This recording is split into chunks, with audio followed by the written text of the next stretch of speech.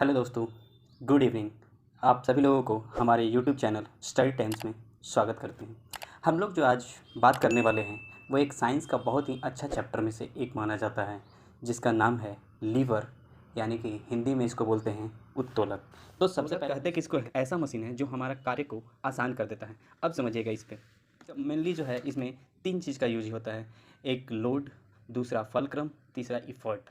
अब हम हिंदी में भी बता देते हैं। लोड यानी कि भार, फलक्रम यानी कि आलम्ब, और इफर्ट यानी कि प्रयास या फिर इसको आयास भी बोलते हैं। ठीक है, जैसा कि हम इस फिगर के माध्यम से समझते हैं। जैसे कि मान लीजिए ये फलक्रम है, ठीक है, यहाँ पे फलक्रम है, यहाँ पे लोड है, ये लोड बैठाया हुआ है। तो इस पॉइंट को हम बोल सकते हैं ना कि ये लोड पॉइंट है, यानी कि भार बिंदु। इसको एल से डिनोटेट करते हैं, फलक्रम को एफ से डिनोटेट करते हैं। ठीक है, तो हम यहाँ पे दाब जब प्रयास करेंगे, यहाँ पे जब हम प्रयास करेंगे, ये फट लगाएंगे, तभी तो हमारा लोड ऊपर उठेगा। उससे पहले तो नहीं उठ सकता है ना। तो ध्यान दीजिएगा, जैसे कहता है किसी भी उत्तोलक की दक्षता 100% से कम होती है, यानी किसी भी लीवर का जो इफ़िशियंसी है वो 100% से कम होती है। कोई भी मशीन 100% आपको इफ़िशियंसी नहीं दे सकती है, ये चीज़ समझिए। उसके बाद दूसरा नंबर पॉइंट कहता है उत्तोलक में 3 बिंदु का होना अनिवार्य है। ये तो ऑब्वियसली अभी मैंने बताया कि उत्तोलक में 3 बिंदु का होना जो है बहुत ज़्यादा इंपॉर्टेंट है। आखिर वो कौन कौन है? तो हम कह सकते हैं कि एक तो हमारा इफर्ट है, फिर आपका फलक्रम है और एफ से डिनोटेड करते हैं, और तीसरा क्या होना है? लोड है। ठीक है, क्या होना है? लोड। तो अब देखिए, अब जैसे मान लीजिए कि हम समझते हैं इस फिगर के डायग्राम से। ठीक है, अब समझिए, पहले तो हम समझते हैं कि भार बिंदु किसको कहते हैं। भार बिंदु कहते किसको हैं? तो वह बिंदु जहाँ पर वस्तु होता है, यानी कि अगर देखा जाए तो यहाँ पर देखिए, तो भार बिंदु किसको कहते हैं? जहाँ पर वस्तु होगा वही ना, यानी वस्तु लगा रहेगा वही ना लोड है। अच्छा, अब देखिए आलम्ब, आलम्ब यानी कि फलक्रम। फलक्रम किसको कहते हैं? तो फलक्रम वह बिंदु जहाँ पर पेंच लगा होता है। क्या होता है? जहाँ पर पेंच लगा हुआ होता है। और तीसरा क्या है? तीसरा है हमारा प्रयास या फिर आयास बिंदु।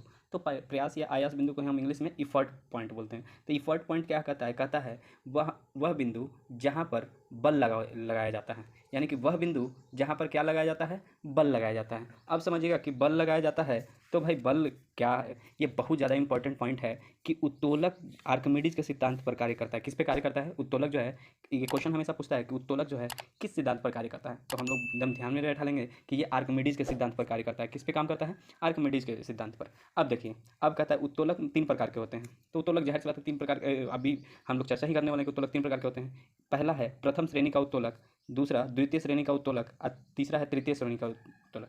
अब देखिए, प्रॉब्लम पता है यहाँ तक में नहीं आता है, आपको क्वेश्चन एग्जाम में पूछता है, जैसे बताइए कैंची जो है कौन से श्रेणी का उत्तोलक है, यानी कौन से श्रेणी का लीवर है, ऐसे क्वेश्चन राइज करता है। तो अब देखिए, अगर आपको सही से पता ना रहे तो आप कभी बोलेगा कि प्रथम श्रेणी, कभी बोलेगा द्वितीय। अब मतलब अंदाजे लगा सही तो ठीक, और नहीं लगा तब तो कोई बात नहीं, इस बार गलती होगा, अगला बार सेकंड बोल रहे हैं, इस बार तो फिर फर्स्ट बोल देंगे तो फर्स्ट हो सकता है सही, नहीं तो थर्ड बोलेंगे तो थर्ड, यानी कि ऐसे अनुमानता लगा रहे हैं। लेकिन अभी देखिए, हम आपको जो है बहुत अच्छा एग्जाम्पल देने वाले हैं, एकदम बहुत अच्छा। कि देखिए, एक ट्रिक याद कर लीजिए। ट्रिक क्या है? कि बस आपको याद रखना है एफ एल ई। क्या याद रखना है? F L E. क्या है? F L E. अब ये एफ एल ई का मतलब क्या है? अब इससे क्लियर हो गया। ये एफ, देखिए इसमें जो है ये तीनों बीच में, बीच में, बीच में का चर्चा कर रहे हैं। तो बीच में का चर्चा कर रहे हैं, तो बीच में का चर्चा कर रहे हैं, तो अगर एफ फॉर क्या? फलक्रम, फलक्रम बीच में है, तो प्रथम श्रेणी का उत्तोलक हो जाएगा। कहाँ? कौन सा श्रेणी? प्रथम श्रेणी। अगर लोड, एल फॉर क्या होता है? लोड, यानी कि भार बीच में पड़ गया, तो वह हो जाएगा द्वितीय, यानी कि सेकंड श्रेणी का उत्तोलक, द्वितीय श्रेणी। अगर इफर्ट बीच में बैठ जाएगा, बीच में इफर्ट बैठ जाएगा, तो बीच में इफर्ट बैठ जाएगा, तो ये हो जाएगा तृतीय, तृतीय श्रेणी का उत्तोलक। अब आप कह रहे होंगे कि अच्छा, फर्स्ट में अगर फलक्रम बीच में बैठा हुआ है तो लोड किधर बैठेगा और मतलब इफर्ट किधर बैठेगा? इससे हमको लेना देना नहीं है, बस हमको खाली ध्यान देना है कि फलक्रम जो है बीच में बैठा रहे, तो मेरा काम पता चल जाएगा। अब ध्यान दीजिए, प्रथम श्रेणी के उत्तोलक पे बात करते हैं। तो प्रथम श्रेणी के उत्तोलक में क्या होगा? कहते हैं कि 3 गो होगा। बीच में कौन बैठल होगा? बीच में फलक्रम बैठल होगा। बीच में फलक्रम, तो इधर लोड बैठे या इधर इफर्ट बैठे, या फिर इधरे लोड बैठ जाए या फिर इधर इफर्ट बैठ जाए, कोई प्रॉब्लम है? खाली बीच में हमको ध्यान देना है कि बीच में क्या बैठना चाहिए? बीच में बैठना चाहिए फलक्रम। तो फलक्रम अगर बीच में बैठे, तो फलक्रम बीच में बैठ गया तो काम खत्म। अब फलक्रम कहते किसको थे? जहाँ पेंच लगा हुआ है, पेंच। तो ध्यान दीजिए, तो दोस्तों क्वेश्चन जानते हैं एग्जाम में आपसे कैसे पूछेगा? कहेगा ना कि कैंची कौन से श्रेणी का उत्तोलक है। तो जरा ध्यान दीजिए, तो कैंची में बीच में पेंच लगा हुआ है कि नहीं? तब बीच में पेंच लगा हुआ है, तो ये हो गया कौन से श्रेणी का उत्तोलक? आप ही बताइए। प्रथम श्रेणी का उत्तोलक।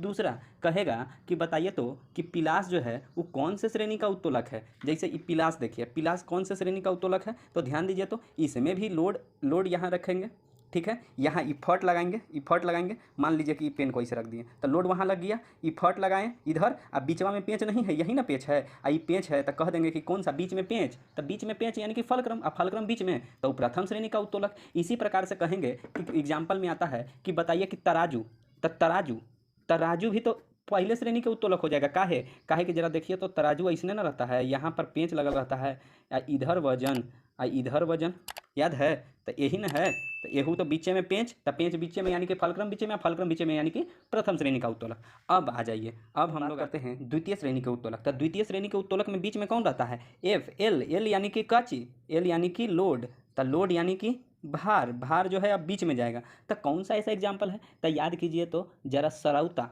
तो सरौता के बीचवा में लोड आ जाता है, तो बीच में लोड आ गया तो यानी कि हो गया कौन सा, सेकंड श्रेणी के उत्तोलक। उसके बाद कहते हैं नींबू काटने वाला निचोड़ने वाला मशीन, नींबू निचोड़ने वाला मशीन, उसमें भी देखिएगा नींबू निचोड़ने वाला मशीन में बीच में नींबू रखते हैं, आप प्रेस करते हैं, इफर्ट लगाते हैं, तो ध्यान दीजिए तो लोडवा बीच में जब चल गया, आगे में पेंच लगल रहता है, तो पेंच तो खत्म हो गया, यानी कि बीच से हमको खरीदना था, लोड जहाँ बीच में रखा है तो वो सेकंड श्रेणी के। अब बात करते हैं तृतीय श्रेणी के उत्तोलक। तो तृतीय श्रेणी के उत्तोलक किसको कहते हैं, तो जिसमें जो है बीच में कौन बैठल रहे, तो इफर्ट यानी कि आयास या प्रयास। तो अब ध्यान दीजिए कौन सा ऐसा है भाई कि बीच में प्रयास लगाते हैं, तो ध्यान दीजिएगा कभी रोटी बनाने वाला चिमटा देखिएगा, उसमें ऊपर जो है मतलब कि ऊपर जो है पेंच लगा हुआ रहता है, अब बीच में प्रेस करते हैं, बीच में अगर प्रेस करते तब ना रोटियां पकड़ाता है, तो उस हो गया कौन सा श्रेणी, बीच में प्रेस कर रहे हैं यानी इफर्ट लगा रहे हैं, तो यानी तृतीय श्रेणी के उत्तोलक। इसी तरह से हाथ में बेलचा समझते हैं जिससे गिट्टी उट्टी निकालते हैं, तो गिट्टी उसको देखिएगा बीच में जो है हम लोग इफर्ट लगाते हैं, तो वो भी तृतीय श्रेणी का उत्तोलक। अब उम्मीद करते हैं कि आपको जो है वो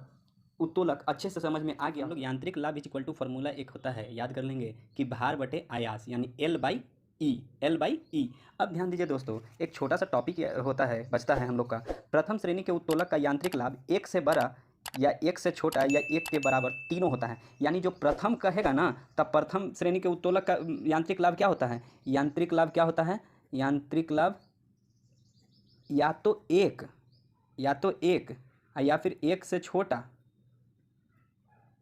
या फिर एक से बड़ा, याद कर लेंगे हम लोग, ठीक है। द्वितीय श्रेणी के उत्तोलक क्या होता है, तो द्वितीय श्रेणी के उत्तोलक हो जाता है, द्वितीय श्रेणी के उत्तोलक का यांत्रिक लाभ एक से बड़ा होता है, द्वितीय में एक से बड़ा, हाँ याद कर लेंगे, ऐसे याद कर लेंगे ना कि द्वितीय यानी दो एक से बड़ा, और तृतीय श्रेणी के उत्तोलक का लाभ जो है एक से छोटा, तृतीय श्रेणी के उत्तोलक का यांत्रिक लाभ जो है वो एक से छोटा होता है। बस हमारा इसी प्रकार से टॉपिक जो है वो ख़त्म हो जाता है। अब देखिए हमसे कैसे क्वेश्चन एराइज करता है उस पर बात करते हैं, बस ज़्यादा नहीं, आप लोग को थोड़ा समय और लेंगे। अगर बाई चांस कह दिया यदि भार जो है, भार क्यू है और प्रयास जो है, प्रयास कह रहा है कि प्रयास एम है, तो बोल रहा है कि यांत्रिक लाभ बराबर क्या होता है, यांत्रिक लाभ बराबर क्या होगा, तो हम बोलेंगे कि यांत्रिक लाभ पूछ रहा है ना, तो यांत्रिक लाभ बराबर क्या होता है, भार बटे आयास या प्रयास, तो यानी कि Q बाई एम।